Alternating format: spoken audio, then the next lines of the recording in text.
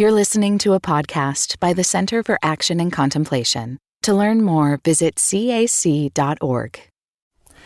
Greetings, I'm Jim Finley. And I'm Kirsten Oates. Welcome to Turning to the Mystics.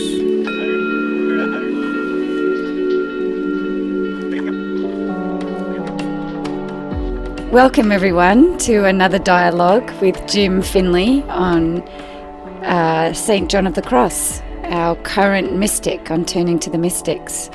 Welcome, Jim. Thank you. Good to be back with you.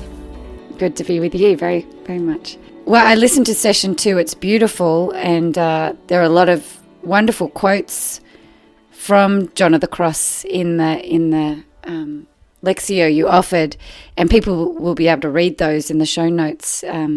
I've copied a few of them myself. I wanted to start by asking you about what seems to be arising as the meta theme of what St. John of the Cross is trying to teach us. And what I'm hearing is that he's trying to help us understand the infinite love of God as a direct experience. Yes, that's a good place to start. Mm-hmm. So one of his themes in all of this is that love produces likeness and equality, that we become like what we love. And so he's saying that since our faith teaches us that God is love, and that God is infinite love, when we experience something of God's infinite love for us, and that love enters into our heart, it evokes within us a love for the infinite love. And it's our love for the infinite love that produces the likeness or equality between ourselves and God in love. And also produces an awareness of what it is that's hindering that transformation into that equality, which is the mystical state, really, in love. So that's really the meta thing. That's his theme underneath it all, is understanding the nature of love. And infinite union with infinite love that's infinitely in love with us, and because God is love. And that transforms us into love. It transforms us into love because since God is love, who creates us in the image and likeness of love, then love is our origin, love is our nature, and love is our sustaining ground. So really it's actualizing our God-given love nature, our God-given godly nature, and being healed from all that hinders that actualization from occurring. See? So this love is transforming us into itself. We're being drawn out beyond all that hinders that transformation, which is a foretaste of heaven, really, which is eternal life. That's really helpful. Thank you for clarifying that. And then, Jim, John of the Cross uses finite experiences to point us to the infinite love. Is that how he goes about it? That's part of what you were reflecting on in this last session. Yes. That there's different ways of approaching it. So let's say, for example, let's say we start with the finite experience. Well, I will use the example that he uses in nature, the midst of nature. And so he says that in the beginning, the beauty of nature can be seductive through possessiveness of heart, like we try to own it or have it. He said, but when, say, we spend a day alone in the mountains, he said, the way he puts it, we realize the beloved has passed this way in haste. That as we start seeing tracings of divinity in the contours of the mountains. So in the beginning of the concreteness of the mountains, or this is anything, the ocean, the smell of a rose, the darkness of the night, a child's laughter, the beloved's face.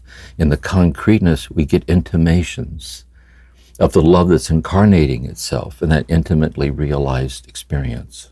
And then he says, as the purification deepens through love, we realize, he says, walking in the mountains, my beloved is the mountains. See, that God's the infinity of the mountains, where the mountains are bodying forth the love of God. And so everything is seen as sacred, everything is seen as divine in its concreteness, and it's nothingness without God. It's God's manifested presence. And it was there all along, but I couldn't see it. Because my love was too myopic. It was too closed in for what I can have in my finite ego.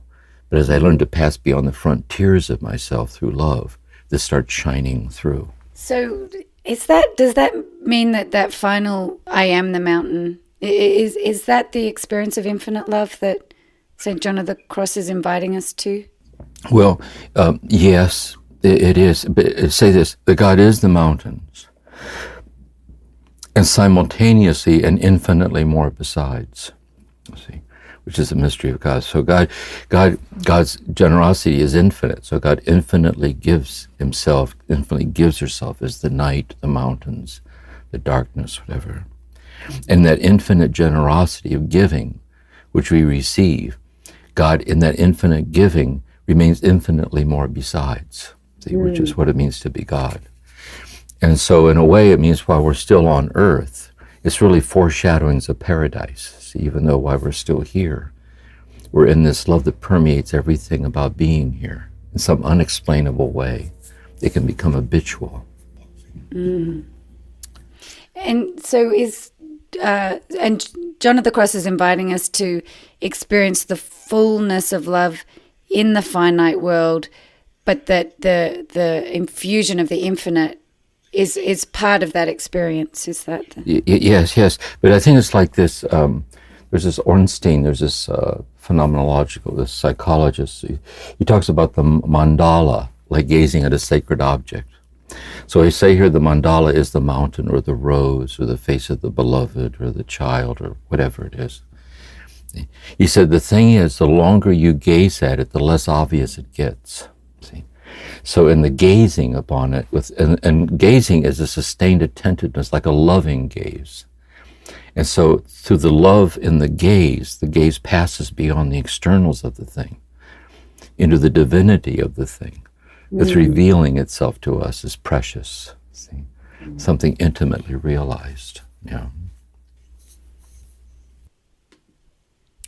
So for those of us on this path, drawn to this path, becoming more present at that finite level, introducing a loving gaze, this contemplative gaze, into the way we look at, I'm looking at a tree outside my window, or I know you've got the ocean outside of your window. Is that part of the way we can orient? It is. Here's my sense of it. Let's say when we hear talk like this, in some sense, we recognize what John of the Cross is talking about. Because we've all had moments, like you say, the tree, the stone, the flower, the child. We've all had a moment an awe moment. The setting sun. We've all had those little moments. See? What John of the Cross is saying, in those moments, we're a momentary mystic. See? In that moment, we're momentarily in the intimate immediacy of the divinity of myself and all things. See, it's like this, unexplainably so.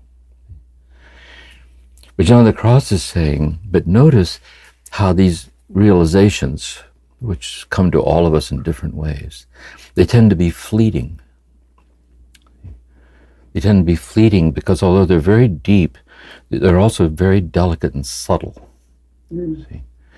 And therefore, the customary preoccupations start to move in on us again.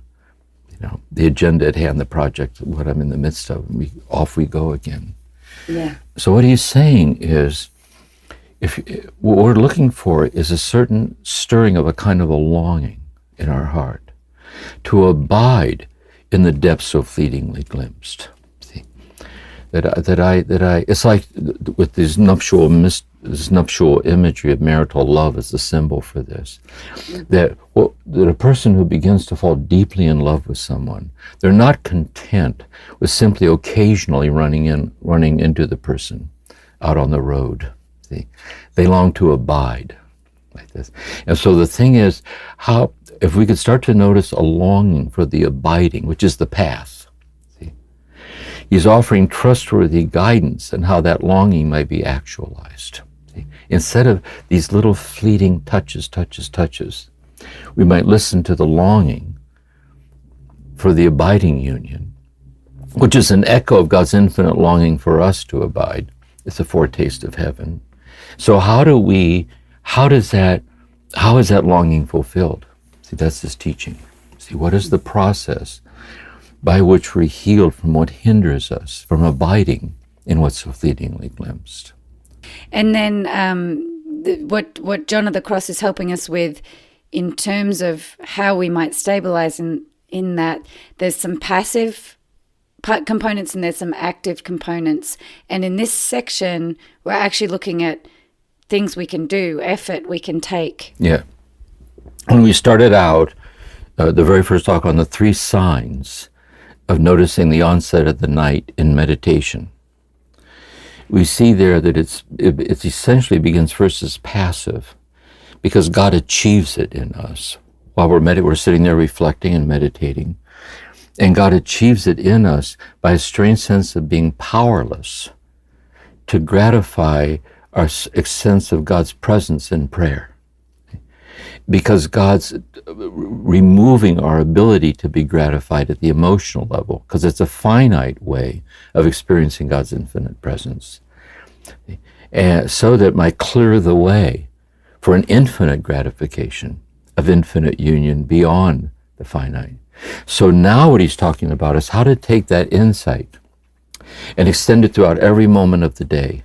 See, not just when I'm at prayer, but how can I actively cooperate with this ever so subtle love, like tugging at my heart, drawing me into itself? What are the habits that I can cultivate to stabilize in it? And that's what he's, a contemplative spiritual direction for this. Yeah. Fabulous. So just to help us understand then what he's offering, the guidance he's offering, Jim, can you help me unpack the way St. John of the Cross talks about the soul, the senses, and the appetites? Yes. I notice in terms of the soul where he talks about it as a clean slate. And so I was a little confused by let's look at that. By that. Yeah, that would be very good. Okay.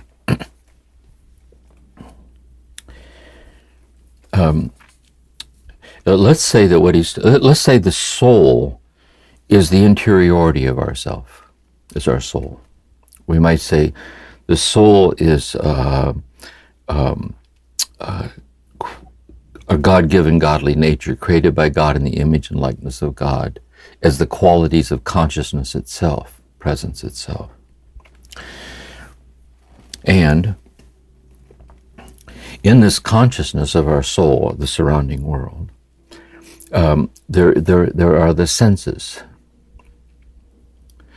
And the senses are our capacity to be aware of and take into ourselves sensory experience, things that we can, through the 5 senses, things we can touch, smell, taste, feel, and so on. Mm-hmm. And certain things that we experience through our senses derives pleasure. And therefore we seek to be at this, so the appetites are the 5 senses fueled with the desire for gratification. That's what they are. So what he's talking about then are inordinate appetites. So at lower levels, we know inordinate appetites. You might say addiction is an inordinate appetite. We might say there's ways that we can desperately cling to try to have something and hold on to it, and the pleasure that, there's all that to be dealt with. But what he's saying is this: since the soul is a tabula rasa, that is, the soul's a blank tablet, tabula rasa, everything that comes into the soul, everything we internalize as our ideas, our convictions, our understanding, our thoughts, our feeling, it all comes through the senses. It all comes through the senses. And since all the senses are finite, and since everything the senses perceive are finite, and since the pleasure that's given to us in the things that the senses perceive is finite, therefore we cannot at the same time hold on to that level of gratification as our base of operation and clear the way for this infinite gratification of this infinite love like this. And so we have to learn to let go of being gratified at that level by seeing that there's something about it that's infinitely less than what I'm looking for. It doesn't mean that it's not good. It doesn't mean the pleasure there isn't real. God created the pleasure. God created the thing. But because it's finite, we've been touched by a love, an infinite love, in which we have to liberate ourselves or let go of our attachment to that finite gratification to clear the way for an infinite gratification. And it's a challenge because we're attached to our finite gratification. Mm-hmm. See, that's the thing. It's myopic. I mean, it's claustrophobic with respect to the Great Awakening. Yes. But we're dearly fond of it. You know what I mean? We're just dearly fond of it. So this is a very subtle thing he's talking about here. Help me understand how does God then impact the soul? Can the soul, if we make way in the way you're describing, is that God finds God's way to our soul, or God's already infused in the soul? Or well, yes, we would say first in a general sense, in this Christian context here, that God awakens the soul through faith. And so through faith, we hear God loves us. Through the power of the Spirit who dwells in our hearts, we're empowered to know that God does love us. And then we're called to follow Christ so this faith then is this kind of obscure certainty in our heart, as in a mirror darkly, that God's one with us and with us through faith. And we also know that the measure of this faith is love. And that's how God comes into our heart. Now, John of the Cross is saying all that's true. But what's also true is if with the eyes of faith, I'm sitting quietly and I turn to see a rose on the table, I can somehow see in the presence of the rose something of the presence of God. And the beauty of the rose gratifies me. So I see, yes, the rose gratifies me. I smell the rose, it gratifies me. But I also know shining through that gratification is a call to an infinite gratification of the God who's lovingly creating the rose right at that moment and creating me smelling the rose right at that moment. So I begin to see that everything, the concreteness of things starts shining through with a presence that calls me to acknowledge the gratification in the senses. But then I see that everything in the senses becomes kind of translucent to this infinite love shining through everything. And so I'm called to go beyond that finite gratification that I can have. yes, To enter more deeply into the love that's shining through it. That's the subtlety of it, I think. yes, but the experience of that infinite connection to God is through the senses. It comes that's right. Yeah. That's right. He's going to see later in book 2 is also through the mind, through faith. But right now he started the first phases. So it's called a night.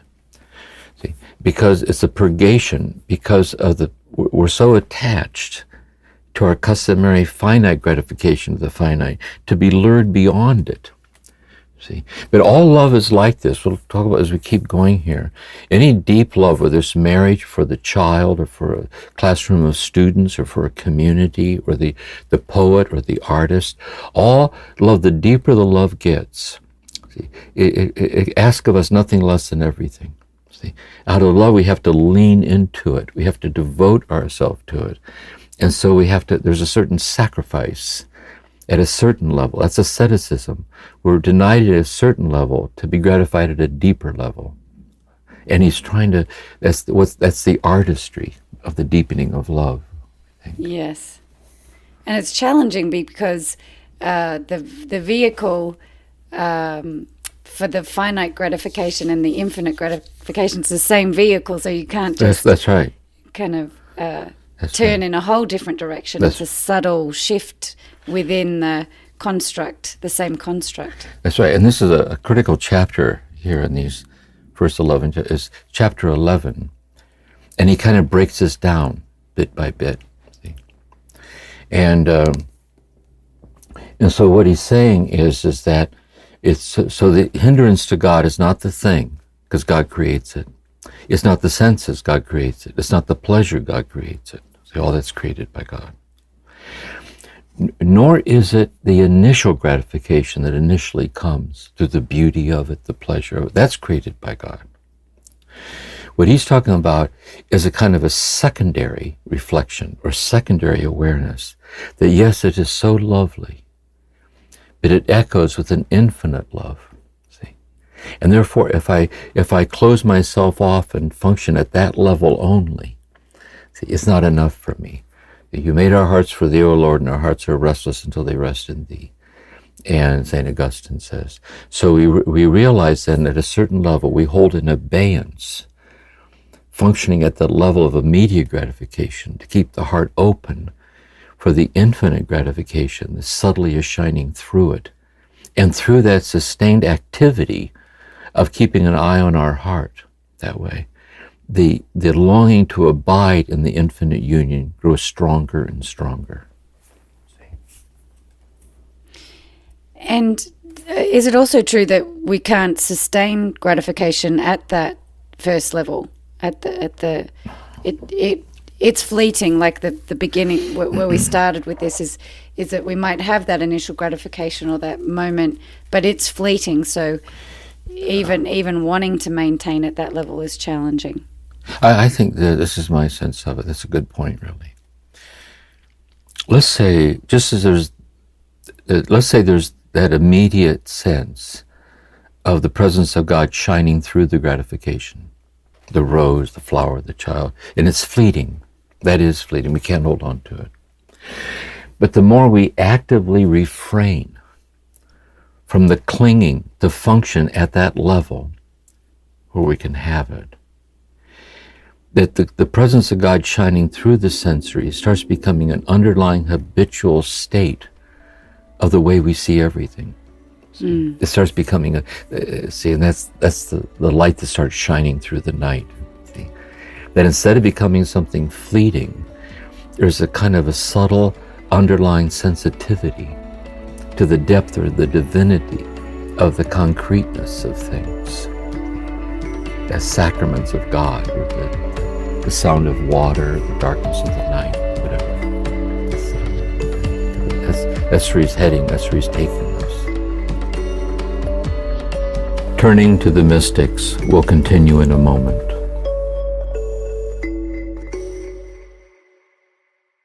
Many of us feel increasing anger at injustice, violence, and indifference in our world today. Join us March 14th for What Do I Do With My Anger? An online gathering featuring Richard Rohr and Brian McLaren. Learn ways of transforming anger into loving action. Inspired by Father Richard's new book, The Tears of Things. Register today at cac.org/anger. That's cac.org/anger.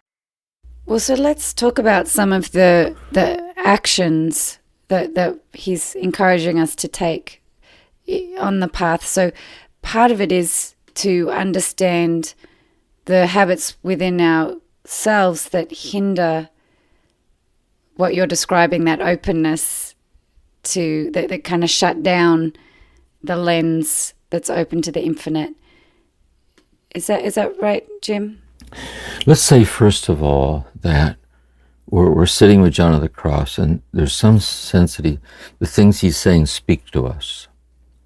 Like we resonate with what he's saying. We sense the beauty of it or the depth of it.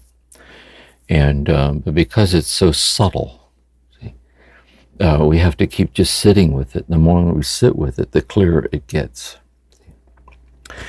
So what I want to reflect on here is in chapter 11, where he kind of gravitates towards kind of these clarifications. So I'd like to share to me what some of the things that helped me. I shared in the talk that I gave on this experience that I had on a plane on John of the Cross. Yes, I was going to ask you about that, actually. Yeah. On gratification of the senses, detachment. Mm-hmm. And the attendant set down the coffee, and my coffee was cold. So I ding, ding, ding, like. And it didn't have cream and sugar. It had no cream and sugar, yes. It was cold, no cream and sugar. It was not to my liking. And I kept looking over my shoulder. You can't get any service around here. Back detachment from sensory gratification. So, and then I consciously saw what I was doing. And Which was what? What would you describe? I was embarrassed because I was attached to my image of myself as someone who was detached from sensory gratification. And just some cold coffee ruined my flight. And I was reading chapter 11 of St. John of the Cross. And they're expecting me to go give the retreat. I mean, what the hell? What's going on around here? See? But I think this is a deeper layer for me. See, what happens when we listen to talk like this? The ego never tires of setting up everything as a goal to reach. Oh, yes. Am I detached yet? Am I detached yet? Am I detached yet? See? So I realized on the plane that I was embarrassed because I became conscious of the fact that I was attached to my image of myself as a detached person. Am I detached yet? Am I detached yet? Because if only I could strive and get detached enough, then mystical union or bust, I think I could pull this off. See? And so what I think the deep attachment's about, what this is really all about. See, Jesus says, with God, who can be saved? They say, with us, with you as humans, it's impossible. With God, all things are possible. And what we're really doing is giving up our image of ourselves as someone on a path of getting the pegs in the holes and realizing degrees of union, degrees of thing. Because it's actually my deep acceptance of my inability to live up to this that opens the way for the irrelevancy of that and realizing God's infinitely in love with me in my inability to do it. And that's the deep detachment. See? Wow. It's the deep detachment of myself. And in some way, the measure of God's love for me is determined by the measure to which I measure up to something. But since the love is measureless, vast and pure in all directions, it doesn't mean we don't need to do our best to overcome hindrances that hurt ourselves and others. It's a moral imperative.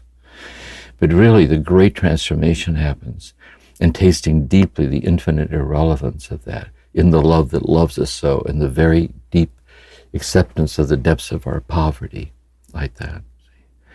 And so, that's why he says a bird held by a slender thread is held just as much a prisoner as one held by a great rope if it won't break the thread.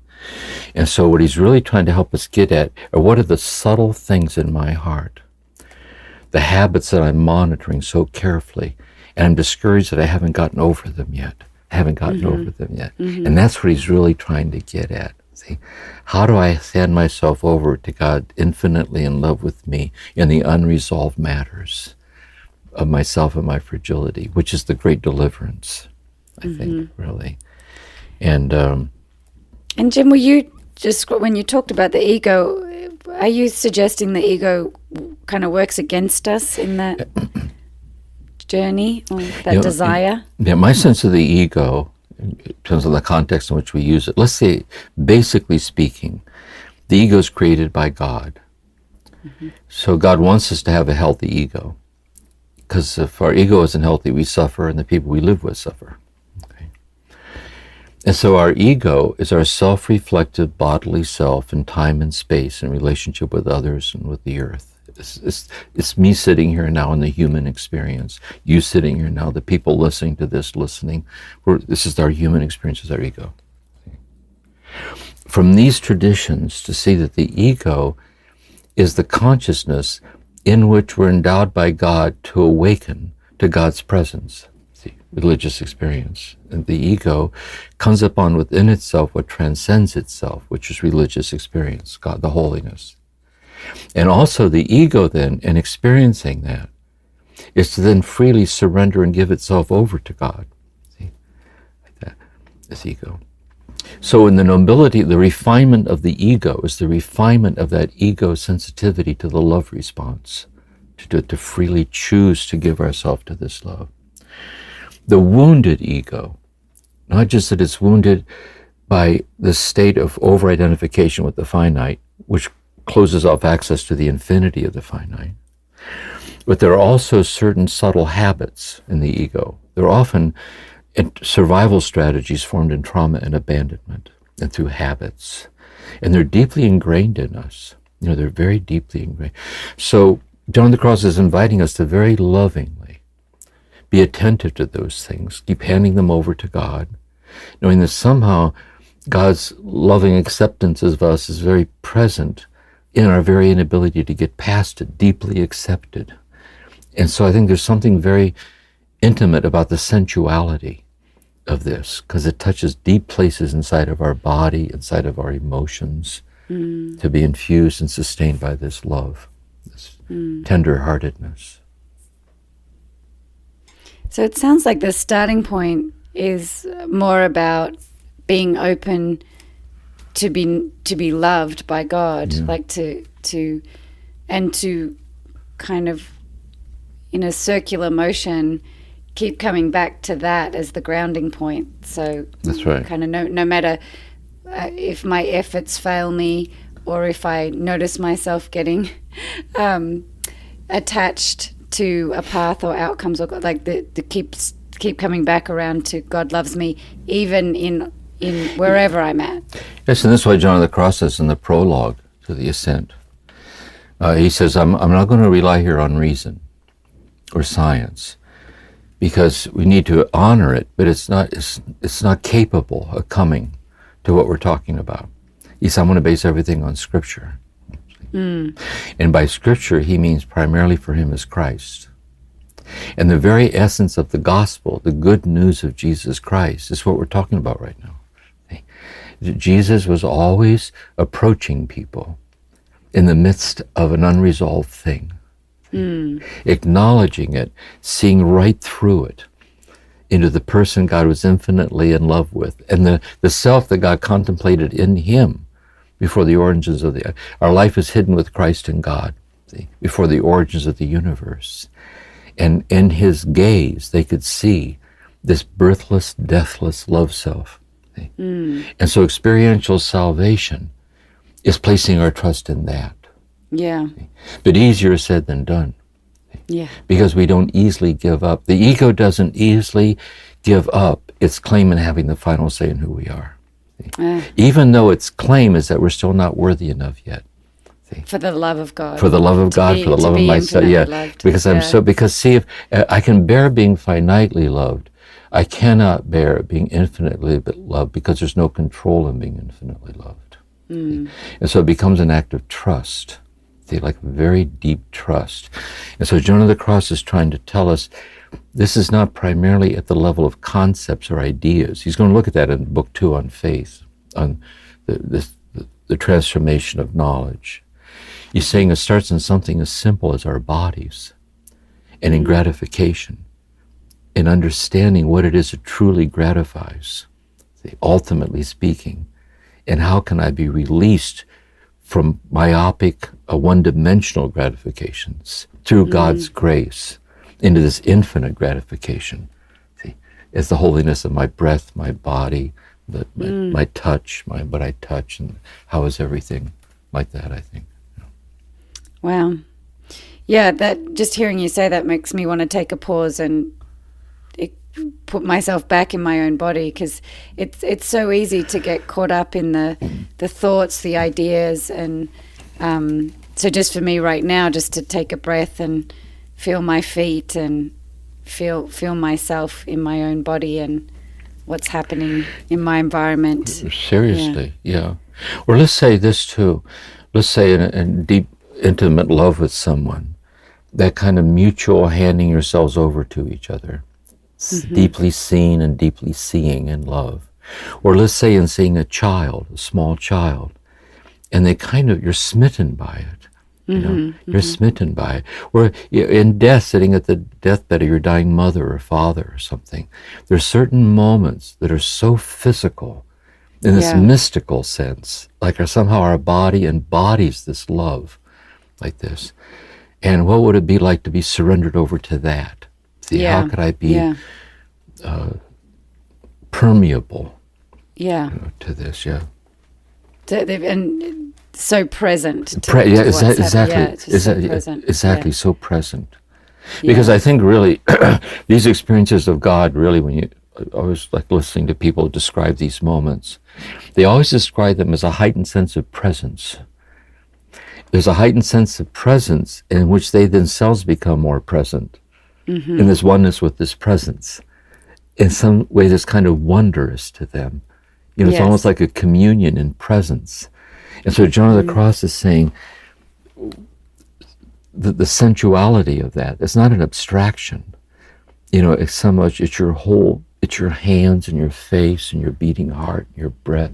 It's the concrete immediacy of yourself, incarnating this presence like that. It's a very mysterious thing, really, I think. So, Jim, is something that we can do, would it be to notice how we treat ourselves and others, that sense of where we're loving, where we're not loving, and start to gently inquire, look into ourselves, what's getting in the way of me being loving the way I want to be, or being kind to my own body, or being, you know, as connected and loving as I hope to be. Exactly. I do think that. You know, for example, I'll take married love, for example, then I want to take meditation with ourselves. Two people, when they meet, they fall in love, and because they fall in love, they got married. And in the marriage, what they discover is that little by little, in all kinds of complicated ways, the tone they use with each other, the way they react to each other, the way they withhold intimacy from each other, the way they're reactive with each other, without acknowledging it. And little by little, it starts to crumble away. See? And so they say, look, if we're not careful here, we could lose the whole thing. See? And so how can I calibrate my heart to habituated sensitivity? See? Because it's by committing ourselves together in that. See? And likewise, when we're alone in a room, like sitting in meditation, whatever. See? This is why I say we catch ourselves in the act of perpetuating violence on the part of us that needs to be loved the most. Namely, the part of us that doesn't meditate well enough yet. The part of this is, it's enough to make God sit on a stone somewhere and weep. See? And it's the essence of the violence in the world is in our heart. See, here's the very place that needs it the most, is the place that we offer or we abandon it by giving up on ourselves. I think I'll go watch television, have some brownies. You know what I mean? I can't handle this God stuff. And so and so what we're trying to do is neither invade nor abandon. See, because that's God, that's Christ. And so we're keeping an eye over our heart, over our attitudes, because attitudes lead to actions. And we're trying to habituate these Christ-like attitudes and actions toward ourselves, other people, and really all sentient beings, all animals, the earth, like the holiness of everything. Yeah. So, Jim, is there a orientation after hearing this talk that we might, after reading John of the Cross, like a slight shift in our orientation that we might begin to have? I want to answer this. I want to answer as a therapist, or as, say, a contemplative spiritual director, where you would be your own therapist, your own director. Okay. So let's say that you come to me and you're challenged by this, by what you're going through, and also you're feeling the desire to be faithful to this. But at the same time, there's things going on at home, there's things going on at work with your health, who knows, dealing with. And so you're looking for some kind of guidance of how to stabilize and keep your balance in the reality that you're in the midst of. See? So let's say that we engage then in a dialogue with each other, which would be the dialogue you'd have with yourself. Okay. And so a few things that might come out of the dialogue.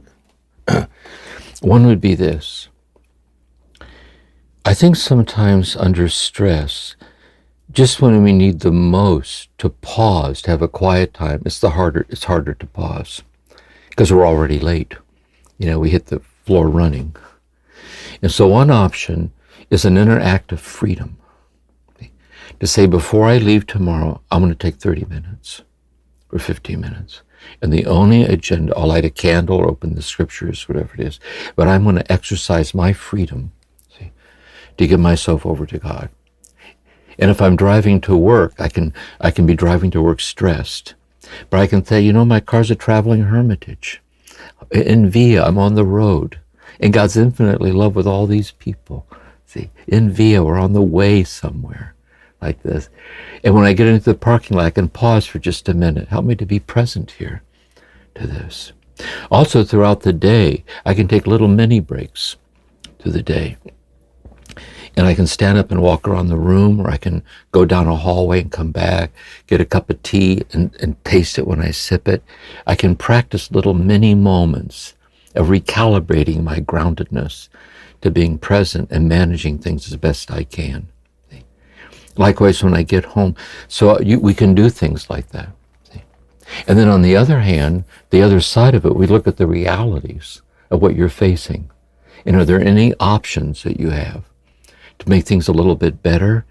Or are there any options in your attitude towards those things that would be more reality-based, more loving, more kind of like that? And so I would think what we're suggesting here is that we would have that kind of sensitivity with ourselves. See, so if we could have John of the Cross as our spiritual director, and sit down and pour out our heart, what would he say? I mean, what would be his tone or his stance towards us? See? And we're trying to cultivate that towards ourselves, a habit like that, and then share it with other people. Yeah, I think it's also good if there's just even one person in your life who in some way does see you this way. And increase your gratitude to God for that person in your life. Too. So, yep. One last question. You mentioned in the talk, and you've said it a few times, that St. John of the Cross is beautiful, but hard to understand. I can't remember your exact words, but challenging. And confusing, I think was one of the words you used. And I was going to ask you, how long in your life were you confused by John of the Cross? When did it suddenly become clear?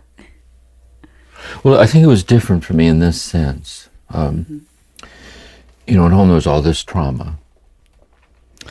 And I started having these experiences as a child, like God sustaining me in the trauma. And in the 9th grade, I started reading Thomas Merton.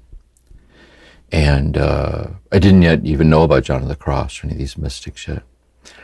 And so I was living in this cloistered monastery, in complete silence and chanting the Psalms and so on.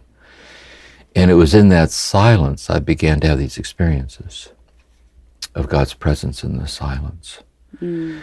So when I would talk with Thomas Merton about these experiences, he started to guide me in reading the mystics. Mm. So I remember the first time I walked out into the woods with John of the Cross and sat down and opened it. See, at one level, it was hard to understand. I could just tell a lot of it went right over me. But because of the silence and because of where I already was, I really experienced it like, it was like listening to music, or it was like going right to my heart or into my stomach. I just felt, it's like a deeper way to understand what it means to understand. That something deep within you recognizes what he's talking about. See? And it matters. It mattered.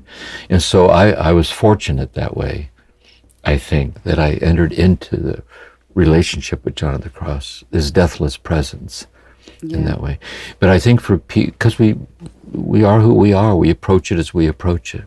Yeah. And so I think for all of us, so regardless of where we are, if we calibrate our heart to a fine enough scale, there is, in our stillest moments, and with the child or the beloved or sitting alone, there are certain moments where we have intimations of unexplainable nearness. Yeah. And we know that John of the Cross is talking about that. Yeah. And if we go very, very slow and just let it soak in and walk with it, little by little, it becomes clearer, not conceptually clearer, but it becomes intuitively or viscerally clearer. It's like a language that bears witness to unexplainable things, and you kind of get acclimated to it over time. Yes. That's what I think. That description was really helpful that you gave, Jim, about when you first read the book. It's like the visceral sensation of awe, which is where we started this conversation, is that those moments. But you gave a nice description of how that felt in your body, and that's kind of the sensation of it. Yeah, that's why I encourage, as we go through these mystics together, it's always, as you go through a mystic, you find that a certain mystic, for some reason, speaks to you more directly than another. Yeah. And it's like finding a contemplative spiritual director, that you find one that aligns himself, herself, with you. Mm-hmm. But I do think they all have this quality about them. Mm-hmm. And I'll end on this note. I was thinking of Jesus recently this way. When I in the monastery, I learned to read the Gospels like this, like Jesus as the mystic teacher. And the way I put it is that it became clear to me as I read the Gospels like this, is that everything that Jesus says is like falling off a cliff. And that it's a bottomless abyss that will never, never, never, never get to the bottom of anything he says. Because it's the bottomless abyss of God's presence welling up, voicing itself in the world. See? And likewise, everything Jesus says is like a wall of sheer granite, impassable when we approach it from the opinions of our ego. And so to be with Jesus, to read everything that Jesus says and does, and this is what John of the Cross does. John of the Cross saw Christ, he saw this as a rendezvous with the mystic Christ. See? This way is this true meaning of the essence of incarnate infinity in the world and the human heart. And so I think it's like that, I think. Yeah. Beautiful. And so one encouragement we might give to people is when they listen to the Lectio, your Lectio sessions, when they go into the meditation, is to really just take a moment to ground themselves in their own body and their own breath, and to just be present to themselves. Yeah, I would say this. Let's say first they listen to the whole thing first, like half hour. It's a talk. Just let it wash over them. Then go back and replay it and just take one thing that got to you. See, just one phrase that got with you. Turn it off and sit with that. Yeah. And ask God for the grace to experientially enter into the beauty of that. Like that. And that's what's always worked for me, like aphorisms, like the one-liners that get to you. Yes. And like poetry and blank verse, you just take that one thing. And then if you want to, what helps me is write that out and fold it up and keep it in your pocket over your heart. Oh, see? yeah. And as you go through the day, touch it. See? And little by little, this language gets inside of you. You know what I mean? Like the cadences of the teacher's voice start echoing in your own voice, and they kind of draw you into this thing. That's what's worked for me. That helps. That's beautiful. I've got one of your one-liners on my desk. I'm just going to show it to you, but I read this every day, which says, "A love shines bright that conquers a traumatized world." Yeah. Well, yeah. I love that one. Yeah, that's lovely. That's true. It's true. Someone very clever said that, Jim. Yeah. Wow. Okay. Well, thank you for your time today. Yeah, good. Wonderful. Thank you. Yeah, it's great. Okay.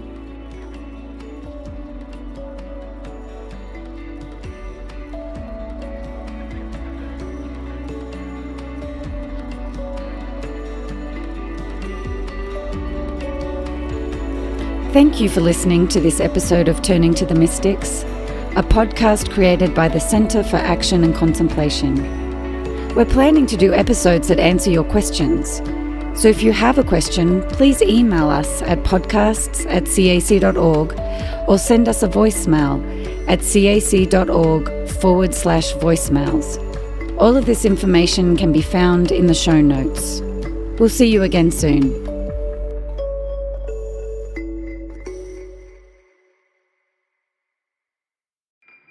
Do you feel called to walk a more contemplative path? The Center for Action and Contemplation is an educational nonprofit supporting the journey of inner transformation. Our programs and resources will help grow your consciousness, deepen your prayer practice, and strengthen your compassionate engagement with the world. Learn more about our resources, such as publications, podcasts, email series, and events at www.cac.org.